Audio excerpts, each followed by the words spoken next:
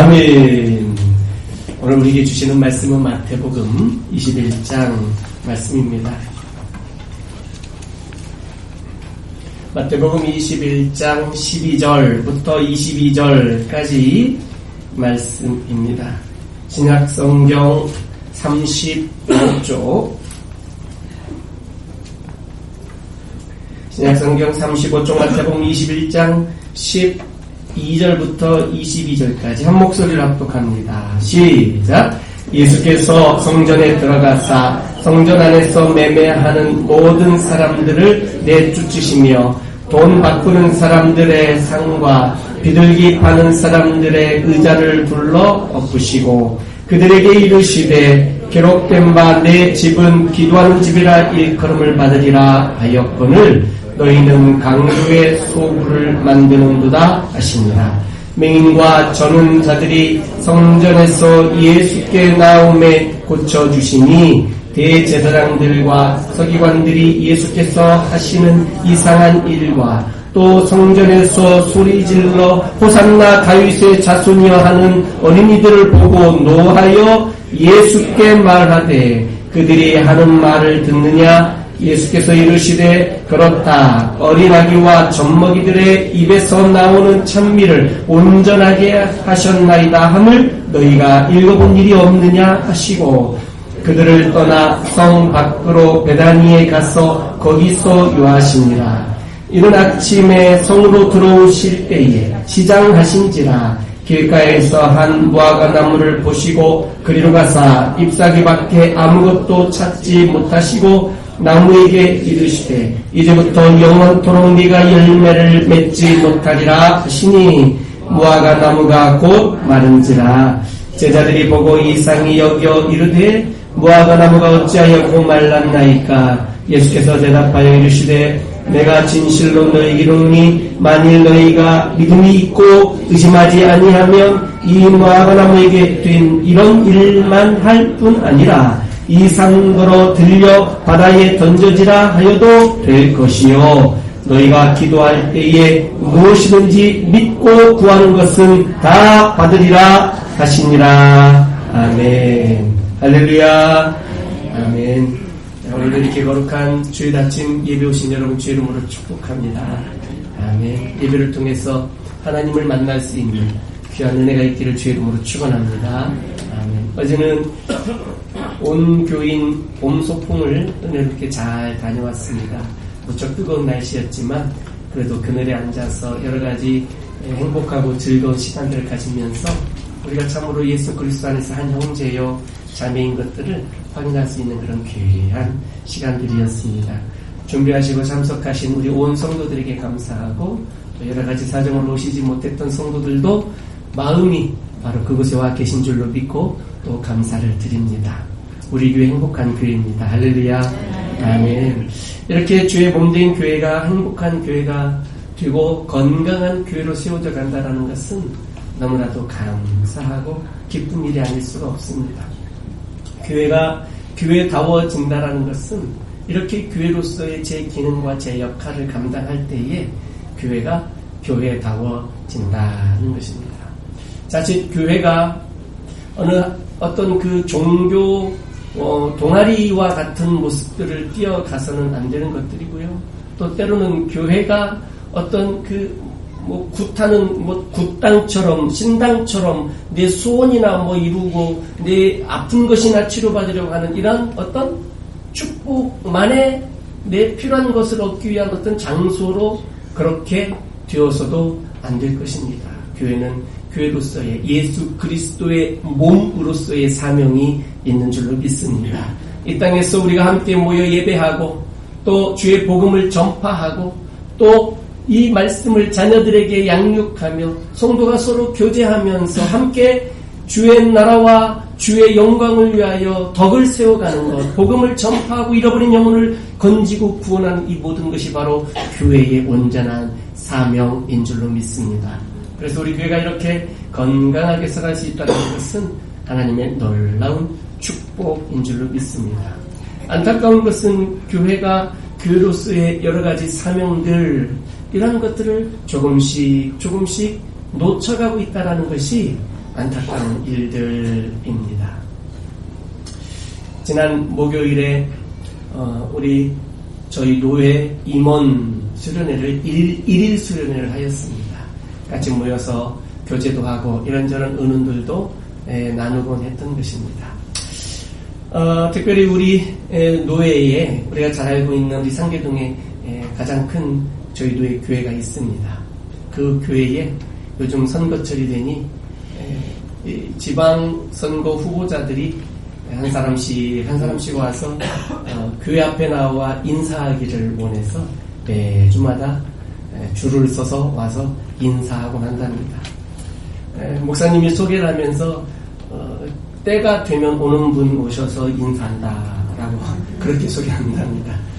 때가 되어서만 오지 말고 평소에 와서 예수 믿고 예배드리기를 바랍니다 라고 그렇게 소개한답니다. 교회가 어떤 일을 해야 되는가, 참 이런 것 우리가 많이 고민해야 됩니다. 예수께서 이 땅에 오셔서 당신의 핏값으로 세우신 것이 바로 교회입니다. 그 교회의 첫 시작은 예수님의 제자들이 교회의 첫 시작이 되었던 것이죠. 예수 그리스도의 이름을 믿는 자들의 모임, 그 공동체인 제자들의 모임이 첫 교회가 되게 되었던 것입니다. 그러나 예수님이 오시기 전에는 성전이 바로 그 역할을 감당하게 되었던 것입니다. 하나님을 만나고 하나님 앞에 예배하고 하나님 앞에 제물을 바치고 제사의식들을 통해서 짐승의 피를 흘려 하나님 앞에 드리면서 제물로 바치면서 하나님을 만나고 하나님을 경험하는 이러한 의식들을 성전이 오랜 역사 동안 주님 오시기 전까지 이런 기능들을 잘 감당하고 있었던 것을 보게 됩니다. 자, 그런데 예수님이 이 땅에 오셔서 공생애를 사시고 십자가에서 피 흘려 죽으시기 전까지 그 기간에 아주 미묘하게 겹쳐있는 이 짧은 기간들이 있습니다. 즉 예수님께서 십자가에서 피 흘리시고 부활하시기 그 이전에 예수님이 3년 동안 공생애를 사시며 회개하라 천국이 가까웠느니라 라고 복음을 전하시던 바로 그 짧은 그때의 성전이 여전히 존재하고 있었던 것을 보게 됩니다. 계속해서 내려오던 구약시대의 그 성전과 이제 새롭게 시작할 성전 그 자체 대신 예수 그리스도가 함께 교집합처럼 상호 공존하고 있었던 이러한 시대. 그러면서 이제는 예수님이 십자가에서 죽으시고 부활하시고 승천하심으로 이제는 제자들의 그 공동체로 교회가 시작될 수 있게 하신 그 미묘하게 겹친 바로 그 시대의 이야기가 오늘 이 본문의 이야기들입니다. 이스라엘 사람들은 만 20세 이상 된 남자 성인들은 성전에 나아갈 때에 1년에 한 번씩 성전 세금을 내야만 했습니다. 성전 세금, 그것은 그 성전의 유지, 보수를 위해서 필요한 금액들이었던 것이죠. 이 성전세를 내야 되는데 바로 1년에 반세겔 내야 됩니다. 반세겔. 세겔이라는 이것은 지금도 이스라엘에서 화폐 단위로 우리가 원하고 그렇죠? 미국은 달러 하듯이 지금도 이스라엘에서 세겔이라는 화폐 단위를 써서 사용하고 있습니다. 이 세겔이라는 것은 화폐 단위로 쓰여졌습니다만 그것보다 먼저 사용되어진 것은 어떤 무게 단위입니다. 고대사회 때에는 지금처럼 어떤 주화나 동전이나 이런 지폐나 이런 것들이 발달이 되지 않았었습니다. 그러니 어떤 은을 달아서 세겔이라는 어떤 무게 단위로 우리가 금반지 한 돈 하듯이 한 세겔, 반 세겔 이 무게 자체가 바로 돈을 표시하는 것이었습니다. 그래서 성전에 들어갈 때에는 1년에 한 번 남자는 바로 이 반 세겔을 성전세로 내야만 됐던 것입니다. 그런데 BC 586년에 바벨론에 의해서 성전이 다 회파되고 그리고 이스라엘이 망하고 나고 성전이 무너지고 그랬을 때에 더 이상 성전의 기능을 감당할 수가 없었습니다. 70년 동안 나라가 다 포로로 잡혀가서 아무것도 할 수가 없었습니다. 그때 성전에 들어가던 성전 세금을 내던 그 반세겔의 제도가 없어지게 되었고, 그리고 다시 돌아와 성전을 재건하게 되어서 성전세가 다시 회복되어지게 되었는데, 시간이 좀 지나서 그리스가 바로 그 그리스 대제국을 통해서 이스라엘 지역을 포함해서 함께 다스릴 때에, 그때부터 이제는 동전이 화폐로서 조금씩 나오기 시작했는데, 그때는 화폐 단위가 세겔이라고 쓰던 이스라엘의 그 단위가 이제는 드라크마라는 이런 단위로 바뀌게 되었습니다. 그래서 그 드라크마가 2드라크마, 2드라크마가 바로 반 세겔과 같은 값의 어떤 그런 가치를 나타내게 되었습니다. 이제 성전에 들어갈 때는 반 세겔에 해당되는 2드라크마를 내야만 했던 것인데, 이 드라크마가 좀 무게가 애매했던 것입니다. 이 은의 무게가 애매해서 4드라크마. 그러면 세겔로는 반세겔 하니까 한 세겔이 되는 거죠. 그래서 두 사람씩 모여서 4드라크마짜리, 그리스 당시에 4드라크마짜리를 내게 되면 이 두 사람이 함께 성전에 돈을 내고 들어갈 수가 있게 되었던 이런 역사적 배경도 있습니다. 그런데 문제는 그리스가 로마에 의해서 망했습니다. 지금 예수님 당시에는 로마 시대가 되어져 버렸습니다. 이제는 모든 화폐가 이제는 로마 동전으로 다 바뀌어지게 되어져 버렸던 거죠. 당시에 성전에서는 로마 돈을 성전세로 받지 않았습니다. 그러니 이제 더 이상 주주가 되지 않는 그리스 시대의 그 드라크마, 그 동전을 찾기가 쉽지 않습니다. 그리고 과거부터 사용하던 어떤 그 세겔, 이것도 쉽게 찾아내기가 어렵습니다. 그러니 이제 어떤 일들이 일어나게 되냐면, 당시에 통용되어지던 로마 돈을 가지고 와서 바로 성전에 들어갈 때는 성전 바로 앞에서 이 돈을 가지고 환전을 하는 겁니다. 성전 세금을 낼 수 있도록 환전을 하는 것이죠. 이스라엘이 망하기 전에는 이스라엘의 남자들이 1년에 3차례는 꼭 절기를 따라서 하나님 앞에 나와 성전에 꼭 와야만 했던 것입니다. 그러나 예수님 당시에는 다 이스라엘 사람들이 흩어져서 디아스포라 다 흩어져서 1년에 한 번, 6월절에 한 번 찾아오기가 쉽지 않았습니다. 그러니 1년에 어렵게 한 번 오는 그때의 성전에 들어가기 위해서 성전 세금을 내는 것입니다. 1년에 한 번 와서 그때의 로마 돈을 가지고 오면 바로 성전에 들어갈 수 있는 돈으로 환전을 해주는데, 이때에 환전할 때에 환율 차이를 나타내서 이 환전한 사람들이 돈을 버는 거예요. 단순하게 1,000원짜리 한 장 주면 500원짜리 2개 주는 게 아니라 그때 환전을 하면서 돈을 버는 거예요. 성전에 들어가려면 환전하는 사람들을 돈 벌게 해주는 거예요. 또 어떤 일이 있었느냐면 1년에 딱 한 번 6월절에 성전에 찾아올 그때에 하나님 앞에 바쳐야 될 짐승들이 필요했습니다. 비둘기가 필요하기도 했고 때로는 양이나 소가 필요하기도 했습니다. 그때 성전에서 하나님 앞에 바칠 제물들을 또 산채로 파는, 이 동물들을 파는 사람들이 성전에 또 있게 되었던 것입니다. 왜냐하면 나 혼자 오기에도 저 수백 킬로 떨어진 곳에서 오기도 힘든데 짐승을 같이 끌고 올 수가 없다라는 거예요. 그러니 성전에 와서 그곳에서 돈도 바꿔서 성전 세금을 내고 그곳에서 재물 짐승도 사서 하나님께 바치고 하는, 이때에도 장사가 이루어지게 되는 거였고, 이런 모든 곳에 다 이권이 개입되어졌고, 이런 이권이 개입된 이곳에 종교 지도자들이, 제사장들이, 서기관들이 다 여기에 이권에 개입되어져 있는 것들을 보게 됩니다. 마치 오늘날의 정치판 그런 것 같지 않습니까? 이런 것들이 있었다라는 거예요. 얼마나 예수님께서, 우리가 마태복음을 강의하고 있습니다만 17장 24절에 보게 되면 한번 잠깐 돌아가 볼까요? 마태복음 17장 24절에 보면 같이 한번 읽어요. 시작. 가버나움에 이르니 반세겔 받는 자들이 베드로에게 나와 이르되 너의 선생은 반세겔을 내지 아니하느냐. 이 반세겔은 바로 성전세를 말하는 겁니다.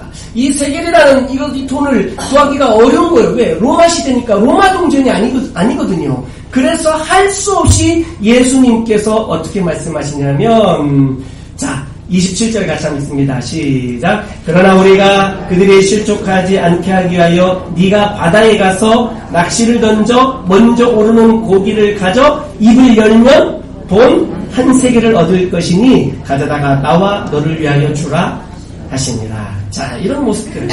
이렇게 이 세겔을 구하기가 어려워서 물고기 잡으니까 입에서 돈 나오게 하는 이 정말 특별한 방법입니다.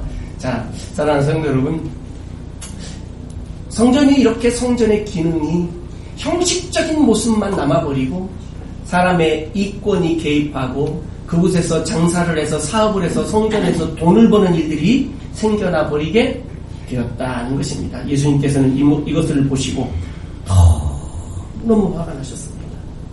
너무너무 화가 나셨어요. 예수님께서 바로 그 성전에 들어가셨어요. 이게 지금 우리가 지난주에 본 것처럼 이 종려나무가지를 흔들던 호산나 다윗의 왕이여라는 이 찬송을 받으면서 바로 어린 나귀를 타고 이제는 마지막 일주일을 보내기 위해서 지금 예루살렘 성에 들어가셨는데 들어가서 성전에 가보니 이런 장사판들을 또 목격하시게 된 거예요. 얼마나 화가 나셨습니까? 채찍을 만들어서 짐승들을 쫓아냅니다. 그리고 돈 바꾸는 환전상들의 그 돈판을 아주 그냥 뒤집어 엎어버리십니다. 이거 예수님이 어마어마하게 화를 많이 내신 겁니다. 우리 예수님이 이런 모습을 볼 수가 거의 없었던 모습인데 행동으로까지 이 정도 됐으면 경찰이 와서 아마 잡아가도 될 만큼 아주 어마어마한 분노를 예수님께서 그렇게 거칠게 하신 모습들을 보게 되는 것입니다. 예수님 말씀하십니다. 오늘 다시 돌아서 마태복음 21장 13절에 있는 것처럼 기록된 바 내 집은 기도하는 집이라 일컬음을 받으리라 하였거늘 너희는 강도의 소굴을 만드는도다 라고 말씀합니다. 성전은 바로 기도하는 집인데 이 기도하는 집인 성전을 바로 그들은 누구를 말합니까? 당시의 종교 지도자들, 그 아래서 여러 가지 장사를 하던 많은 사람들, 이 모든 사람들을 향하여 다 말씀하시길 너희는 강도의 소굴로 만들어버렸다 라고 그렇게 말합니다. 하나님 앞에 드리는 제사가 있기는 했습니다. 그러니 짐승도 사고 팔면서 그 짐승의 피를 흘려 하나님 앞에 제사도 형식에 맞춰서 다 제대로 드렸겠지요. 그런데 하나님은 그 제사를 기뻐하지 않으셨습니다. 왜냐하면 바로 이미 그 성전은 성전으로서의 모든 기능을 사라져버렸어요. 형식적인 기능만 남아있고 그 안에 하나님을 어떻게 만나야 되는지, 그 안에 하나님을 내가 어떻게 주님과 교제해야 되는지, 그 안에 내가 하나님 앞에 어떤 마음으로 나와야 되는지가 다 사라져버리고 이제는 그저 형식적인 예배, 형식적인 제사만 남아있다라는 거예요. 제물도 그냥 형식적으로 바칩니다. 형식적으로 그 제사의 의식에 참여하면서 하나님의 자녀인 것으로 착각합니다. 그리고 내가 할 일은 다 했다 생각하고 내년 1년 뒤를 다시 기약하게 되고 다시 자기 살고 있는 나라로 살고 있는 곳으로 돌아가 버리게 되는 것들이죠. 사랑하는 성도 여러분, 오늘 우리들의 예배는 어떻습니까? 혹시 형식적인 예배로 나와 있지는 않습니까? 형식적인 예배 가운데 혹시 있다면 우리 자신을 한번 돌아볼 수 있기를 바랍니다. 바로 이 그 성전이 이제는 참 성전이신 예수 그리스도에게로, 그 예수 그리스도의 죽음과 부활로 말미암아 이제는 그것이 제자들의 모임인 교회로 이 모든 것이 이제는 옮겨져 가버리고 더 이상 구약의 성전은 성전으로서의 모든 기능들을 이제는 하나님이 거절하시고 받지 않으시게 되는 이런 모습들을 우리가 오늘 말씀을 통해서 볼 수 있게 되는 것입니다. 사랑하는 성도 여러분, 우리 자신을 한번 돌아볼 수 있기를 바랍니다. 내가 어떤 마음으로 하나님 앞에 이 시간 나왔는지, 그저 일주일에 한 번 드리는 예배, 형식적인 예배로 나왔는지, 아니면 내 온 마음으로 나를 구원해 주신 그 은혜에 감격하여 내 인생에 함께 동행해 주신 그 놀라우신 은혜에 감사하여 나와 늘 함께 계실 뿐만 아니라 지켜주시고 보호해주시고 인도해주시는 그 모든 것에 하나님 앞에 감사하여 그 은혜의 감사로 은혜의 보답으로 하나님 앞에 내 온 마음과 내 온 정성과 내 온 힘과 뜻을 다하여 주를 예배하겠다, 경배하겠다, 찬송하겠다라는 마음으로 주 앞에 이 시간 와 앉아 계신 것인지 한번 우리 자신들 한번 돌아볼 필요가 있습니다. 내 예배에는 얼마나 많은 형식적인 모습만 남아 있는가 한번 돌아볼 필요가 있다라는 말씀입니다. 형식이 중요합니다. 형식이 중요하지 않다는 건 아니에요. 왜냐하면 그 형식 안에 항상 늘 내용이 늘 포함되어지고 형식이 있어야 내용이 맺혀지게 되는 것을 우리는 보게 됩니다. 그러나 내용과 알맹이가 완전히 처음부터 빠져버리고 배제되어진 채 형식만 남아있다면 그것이 우리에게 큰 아픔이요, 우리가 하나님을 예배하는 것들에 대해서 큰 실수를 범하는 것들이고 내가 은혜롭게 신앙생활 예배생활 잘하고 있다라는 착각 속에 빠져들게 만든다는 것입니다. 사랑하는 성도 여러분, 마음을 다하여 주 하나님을 사랑하며 예배할 수 있기를 주 이름으로 축복합니다. 아멘. 온 내 마음과 목숨과 뜻과 힘을 다하여 우리 주님을 예배하고 주님 앞에 나와 그렇게 신앙생활 하실 수 있기를 주 이름으로 축복합니다. 아멘. 바로 그렇습니다. 예수님께서는 바로 이 성전은 기도하는 집이다 라고 말씀합니다. 기도에 대하여 이곳이 이 성전의 참 목적이 기도하는 집이라는 사실을 종교 지도자들과 당시의 이스라엘 사람들은 다 잊어버리고 있었던 것입니다. 기도의 소중함을 알지 못했던 것입니다. 성전은 만민이 기도하는 집이다라고 말씀하셨는데 또 그 기도는 하나님께서 우리에게 주신 최고의 선물이요 축복이요 특권인 것인데 우리가 그것들을 잘 알지 못하고 그 특권을 잘 누리지 못하고 있다는 것입니다. 사랑하는 성도 여러분, 2000년 전에 예수님이 이 땅에 오셔서 살아계시며 복음을 전할 때에 그때에 예수님의 친육성으로 복음을 듣던 예수님의 행하시는 기적을 직접 눈으로 보던 바로 그 사람들은 얼마나 큰 축복과 특권을 가진 사람들입니까? 저는 지금 이 핸드폰 없어도 좋아요. 2000년 전에 예수님 다니시는 바로 그 모습만 따라다닐 수만 있다면 저는 지금 제가 누리고 있는 모든 것 누리는 거 다 보기에도 좋아요. 2000년 전으로 내가 가서 예수님만 따라다니고 예수님 하시는 말씀 그 산에서 말씀하실 때에 그 아래서 조용히 귀 기울여 듣는 이것들 내가 할 수만 있다면 이게 얼마나 소중하고 얼마나 큰 축복을 2000년 전에 그 이스라엘 사람들이 누렸느냐라는 것. 그러나 그들은 그 소중함을 깨닫지 못했습니다. 소중함을 알아차리지도 못했습니다. 얼마나 안타까운 일입니까? 참 성전이신 예수께서 당시에 그들과 함께 계셨으나 그들은 예수님을 알아보지 못했다는 것입니다. 얼마나 안타깝습니까? 사랑하는 성도 여러분, 우리는 2000년이 지난 이 시대에 예수님을 직접 친히 만나본 적도 없지만 우리의 마음속에 감격과 감사와 은혜가 넘치는 것은 바로 그 예수님이 그리스도의 성령으로 우리 안에 함께 계신 것을 우리는 믿기 때문입니다. 할렐루야. 날마다 성령 충만하시기를 그리스도의 영으로 충만하시기를 주 이름으로 축원합니다. 아멘. 우리는 기도해야 합니다. 예수님께서 직접 말씀하십니다. 내 집은 기도하는 집이다라고 말씀합니다.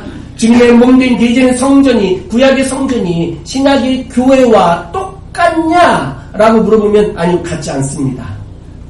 그러나 많은 형식들 기능적 측면들에서 변화된 것들은 사실이지만 그 의미, 그 안에서 하나님을 만나고 그 안에서 하나님과 교제하고 그 안에서 기도할 수 있고 그 안에서 내가 주님과 주님의 은혜의 보좌 앞에 가까이 나아가서 주님과 교제하는 이 모든 그 내용적인 측면은 다르지 않다고 보는 것입니다. 주님의 몸된 교회를 더 많이 사랑하실 수 있기를 주의 이름으로 축복합니다. 주님의 몸된 교회에 나오셔서 기도하실 수 있기를 주의 이름으로 부탁을 드립니다. 물론 우리가 어느 곳에 있든지, 우리가 어느 자리에 있든지, 어디서든지, 어떤 시간이든지 우리가 기도하면 우리 하나님께서 우리 기도를 들어주시는 줄로 믿습니다. 그러나 우리가 모여서 함께 예배하고 함께 기도하는 이 시간들에 우리가 주님 앞에 예배와 기도로 나아갈 수 있다는 것도 큰 은혜요 축복인 줄로 믿습니다. 교회에 시간을 정해놓고 개인적으로 오셔서 기도할 수 있기를 바라고, 또 우리가 같이 모여서 예배하고 기도하고 찬송하기로 약속한 바로 그 공예배 시간에 열심히 참석하시며 하나님을 예배하고 경배하고 찬송하고 기도할 수 있기를 주의 이름으로 부탁을 드립니다. 기도는 축복입니다. 기도는 그 어느 것도 비교할 수 없는 것들입니다. 이렇게 아름다운 축복이요 특권이요 누리라고 주신 이 기도의 이 축복을 당시에 이스라엘 사람들은 장사하고 사업하고 돈 벌고 하는 것으로 그렇게 바꿔버리고 그렇게 만들어버렸다는 것입니다. 이 얼마나 참으로 안타까운 일이 아닐 수가 없는 것이죠. 그래서 예수님께서는 이제는 더 이상 이 성전이 성전 기능을 하지 못하도록 하셨습니다.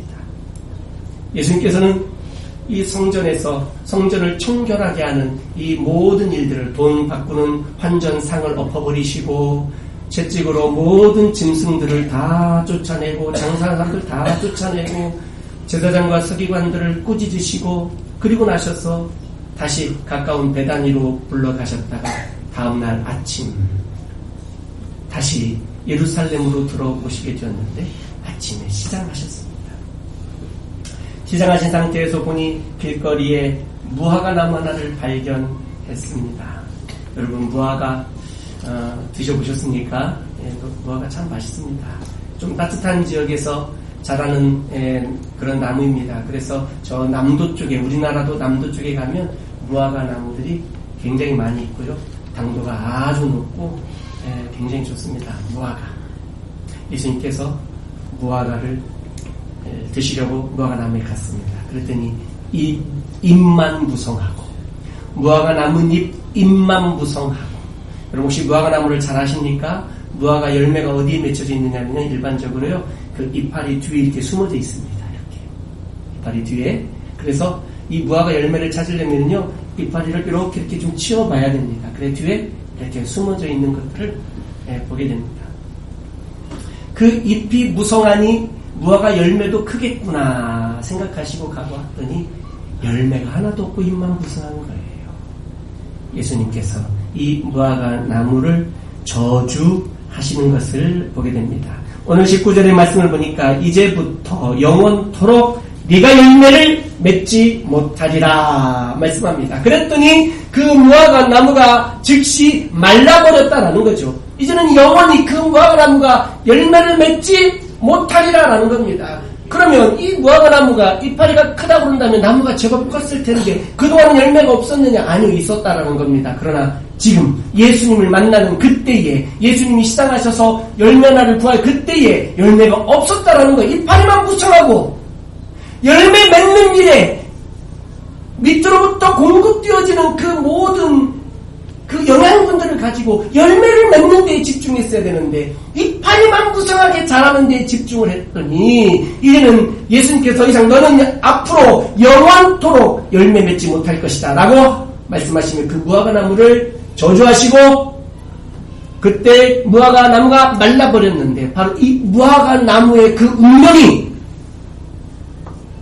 구약시대 때부터 내내 내려오던 성전의 운명과 같다는 것입니다. 이제는 더 이상 성전을 통해서 열매를 맺지 못하게 하겠다는 거예요. 이제는 더 이상 성전을 통해서 하나님이 예배받지 않으시겠다라는 선언이에요. 이 얼마나 놀랍습니까? 이제는 모든 것을 다 싹 처리해버리신 것입니다. 오늘 본문에도 보니까 어린아이들이 예수님 앞에 나와서 계속해서 찬송을 합니다. 호산나 다윗의 자손이여. 예수님을 찬미합니다. 그때에 보니까 사람들이 제사장과 서기관들이 그 어린 아이들을 보고 노합니다. 오늘 15절에 이렇게 나옵니다. 15절 같이 한번 읽어요. 시작. 대제사장들과 서기관들이 예수께서 하시는 이상한 일과 또 성전에서 소리 질러 호산나 다윗의 자손이여 하는 어린이들을 보고 노하여 라고 합니다. 하나님을 찬송해야 될 사람들이 누굽니까? 물론 모든 백성이 다 찬송하는 것이죠. 그러나 구약시대 때 지금 성전이니까 하나님을 특별히 찬송하던 찬양대와 같은 사람들이 있었습니다. 레위지파 사람들이 바로 그 사람들입니다. 특별히 그 레위지파 사람들 중에서도 그 하나님을 찬송할 수 있는 특별한 집안들도 있었습니다. 그러니 더 중요하게 말하면 하나님을 가장 먼저 찬송하는 일에 앞장서야 될 사람들이 바로 제사장들이었고 종교 지도자들이었을 것입니다. 그 누구보다도 백성들보다도 더 하나님 앞에서 하나님 가까이에서 하나님을 찬송해야 될 사람들이 대제사장들이요 또 제사장들이요 또 서기관들이었을 것입니다. 그런데 오늘 본문에 보니 제사장들이 하나님을 찬미하지 않습니다. 제사장들이 예수님을 찬송하지 않습니다. 서기관들이 예수님을 찬송하지 않습니다. 이제는 어린 아이들이 예수님을 찬미하고 찬송합니다. 오히려 제사장과 서기관들은 이것을 보고 노합니다. 더 이상 무화과 나무가 열매를 맺지 못하게 된 것과 그리고 더 이상 종교 지도자들이 예수님을 하나님을 찬미하지 않고 이제는 어린 아이들이 찬송하게 된 이 모든 것들이 이제는 그 모든 운명이 성전이 더 이상 성전의 기능을 하지 못하게 된 것과 같은 의미를 가지고 있다는 거예요. 사랑하는 성도 여러분, 오늘 우리들의 신앙의 모습을 한번 돌아볼 수 있기를 바랍니다. 내가 어떤 내용과 어떤 열매를 가지고 주님 앞에 나오고 있는지, 형식적인 모습만 남아있는 것은 아닙니까? 내 여러 가지 심리적인 것, 내 여러 가지 상황들, 또는 내 개인적인 어떤 고유한 성격이나 기질, 또는 내 여러 가지 아픈 현실들, 여러 가지 이유들 때문에 많은, 내가 볼 때는 합리적이고 내가 볼 때는 꽤 괜찮아 보이는 여러 가지 이런 원인과 이유들 때문에 내가 주님 앞에 진실되게 나오지 못하고 있다는 것을 혹시 합리화시키고 혹시 변명하고 있는 것은 아니냐라는 거예요. 내가 얼마든지 주님 앞에 나를 구원하신 그 구원에 감격한 이 하나만 가지고도 주님 앞에 나와 찬양할 이유가 있고 주님 앞에 나와 예배할 이유가 있고 주님 앞에 나와 기도할 이유가 있는데 이 모든 것들이 이제는 형식만 남아서 기도도 대충 기도, 찬송을 불러도 대충 찬송, 예배를 드려도 대충 예배. 그러니 예배 시간에 하나님 앞에 그 1시간 예배 드리는 것도 온전하게 드리기보다는 다른 것들을 같이 겸해가면서 다른 생각들이 상상의 나래를 펼쳐가고 문재인 대통령 어제 2차 남북 정상회담 와서 발표한다는데 뭐라고 할까 궁금해서 자꾸 인터넷 네이버 뒤지고 있고 기사 읽고 있고 혹시 그러고 계신 거 아니에요? 지금? 아까 10시에 다 발표했어요.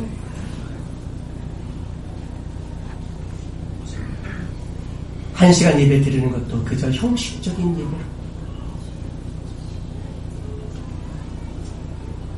예배하는 이 1시간에 앉아서 예배 온전히 집중하고 내 마음을 주님 앞에 드리기보다는 왜 내 마음은 다른 곳에 가 있고 이런 형식적인 이 모습, 열매 없는 이 모습들을 보고 예수님은 노하셨던 것입니다. 더 현실적인 환전을 해서 돈을 벌고 짐승을 팔아서 재물로 쓰여질 짐승을 팔아서 돈을 벌고 사업하는 데에 오히려 내 마음이 성전 안에 들어와 있기는 하지만 성전 마당에 와 있기는 하지만 하나님을 예배하는 자리에 와 있기는 하지만 오히려 내 마음은 더 현실적인 바로 그곳에 내 마음을 빼앗기고 하나님 앞에 내 마음을 드린다는 것보다는 오히려 내 이익과 내 유익만을 구하고 하는 이러한 모습들이 우리에게도 2000년 전에 바로 그곳에 예수님에게 꾸중을 듣고 있던 그 사람들의 모습처럼 내 모습은 어떤 모습인지 한번 깊이 돌아볼 수 있기를 바랍니다. 사랑하는 성도 여러분, 성전이 성전으로서의 열매가 없으니 너무 형식적인 것만 남았으니 이제는 예수님께서 그 모든 것들을 이제는 더 이상 열매 맺지 못할 무화과 나무와 똑같은 신세를 만들어 버리시고 그 모든 기능을, 그 모든 내용을 이제는 당신의 제자들, 예수님의 이름으로 모이는 제자들과 많은 사람들, 즉 교회로 그 모든 것을 다 이관시켜버립니다. 제사장과 서기관들이, 종교 지도자들이 주님을 찬미하지 않으니 예배를 집례하고 함께 이스라엘 백성들과 하나님의 자녀들과 함께 예배는 드리지만 그 예배가 참 예배로서 인도하는 게 아니라 더 이상 그 마음에 진실된 찬미가 없으니 이제는 그들로 하여금 더 이상 그 찬미를 하지 못하게 하고, 아니 그들이 형식적으로 드린 찬미를 받지 않으시고 그 찬미를 어린 아이들로 옮겨서 아이들이 찬미할 수 있게, 어린 아이들과 젖먹이들이 찬송할 수 있게 만드셨던 것처럼 오늘날 나의 예배가 형식적이고, 오늘날 나의 신앙생활이 열매가 없고, 오늘날 내게 주신 직분과 사명에 대한 나의 특별한 어떤 하나님 앞에서의 어떤 그런 헌신이나 희생이나 열매가 없이 그저 형식적으로, 그저 성전 안에 와 있지만 어떻게 하면은 현실적인 이득을 좀 얻을까, 환전하는 사람들처럼, 짐승을 팔고 있던 사람들처럼 혹시 그런데 내 마음을 온통 빼앗겨 있다면, 사랑하는 성도 여러분, 혹시 하나님께서 더 이상 우리를 사용하지 않으실 수도 있다. 이것입니다. 계시록 2장에 예수님께서 에베소 교회를 꾸중하실 때 말씀하셨던 것을 우리는 기억합니다. 너희가 첫사랑을 버렸다.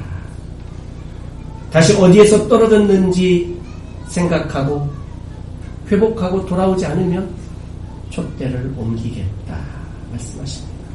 촛대를 옮기겠다 말씀하십니다. 사랑하는 성도 여러분, 형식적인 것만 남아있고 내용이 사라지고 온전한 마음이 사라져버리면 하나님께서 세우셨던 사울 왕도 그를 패하시고 다윗에게 넘겨주신 것을 우리는 기억합니다. 오늘 우리들도 어떤 부분에 있어서는 좀 긴장감을 가지고 신앙생활할 필요가 있는 줄을 믿습니다. 사랑하는 성도 여러분, 깨어 기도하실 수 있기를 주의 이름으로 축복합니다. 주의 몸된 교회는 여러 가지 해야 될 사명과 기능들이 있지만 오늘 말씀을 근거로 볼 때에 주의 몸된 교회는 기도하는 하나님의 집인 줄로 믿습니다. 우리 교회에서 함께 기도할 수 있기를 원합니다. 우리가 다 같이 모여야 할 일들은 기도하는 일과 어린 아이들이 하고 있는 이 찬미하는 일들을, 찬양하는 일들을 우리가 해야 되는 줄로 믿습니다. 참된 하나님과의 교제는 어디서부터 오느냐면 바로 예배를 통하여 오게 되는 줄로 믿습니다. 사랑하는 성도 여러분, 내 삶에 얼마나 많은 열매가 있습니까? 무화과나무처럼 잎만 무성한 것은 혹시 아닙니까? 무화과나무처럼 겉으로 보여지는 화려함만 가지고 혹시 그런 모습으로 있는 것은 아닙니까? 우리 안에 열매가 얼마나 있습니까? 주님이 찾으실 때에, 주님이 필요하셔서 우리에게 열매를 구하실 때에 우리가 주님 앞에 내어 드릴 수 있는 열매를 얼마나 가지고 있습니까? 물론 아직 열매를 맺어가는 단계나 과정 속에, 성장하는 과정 속에 있다면 열심히 성장해야 합니다. 열심히 말씀의 영양분을 먹고 우리 하나님과 기도로 교제, 교통하면서 끊임없이 우리가 성장하고 자라야 될 것입니다. 그러나 주께서 우리에게 열매를 요구하실 때에는 귀한 열매를 내어 드려야 되는 것이죠. 이미 많은 열매를 맺어왔던 경험들이 있는 성도님들이라고 하신다면, 이미 주신 은혜가 있고 이미 주신 믿음이 있어서 그동안 열매로 주의 몸된 교회를, 하나님의 나라를 섬겨 오셨던 분들이라고 한다면 지금 바로 이 시간 주님이 찾아오셔서 무성한 나의 이파리들을 젖혀내시며 열매를 찾고 계신다면 우리는 어떤 열매를 주님 앞에 내어드릴 수 있겠느냐 하는 것입니다. 주님이 시장하셨다는 이 표현이 굉장히 인상적입니다. 주님이 시장하셔서 열매를 구하려고 찾으려고 무화과나무에 갔다라는 거예요. 그 무화과 나무가 성전의 운명 아닙니까? 바로 오늘 우리 교회의 운명이 될 수도 있는 거예요. 오늘 우리 자신들의, 우리 가정의 운명이 될 수도 있는 거예요. 주님이 시작하셨다는 것은 주님께서 필요하셨다라는 거예요. 주님이 굉장히 중요하게, 굉장히 다급하게, 굉장히 필요해서 무화과 나무에게 다가오신 거죠. 오늘 우리에게, 우리 교회에, 우리 가정들, 우리 자신들에게도 우리 주님이 다가오십니다. 그리고 찾으십니다. 열매를 구하십니다. 열매를 좀 보자라는 거죠. 가장 큰 열매는 어떤 것이냐? 한번 우리 자신들이 돌아볼 수 있기를 바랍니다. 제자들이 깜짝 놀랐습니다. 무화과 나무가 곧 말라버린 이 모습을 보고 제자들이 이상하게 여겼습니다. 그래서 예수님께 질문합니다. 어찌하여 곧 말라버렸습니까? 예수님 말씀하십니다. 이 무화과 나무를 마르게 한 나의 이 능력.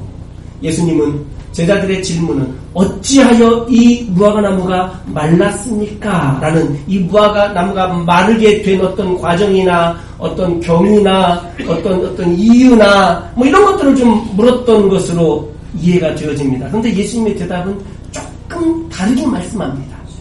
예수님의 이 대답은 어떻게 말씀하냐면 이 무화과 나무가 이렇게 말라버리게 된 이 일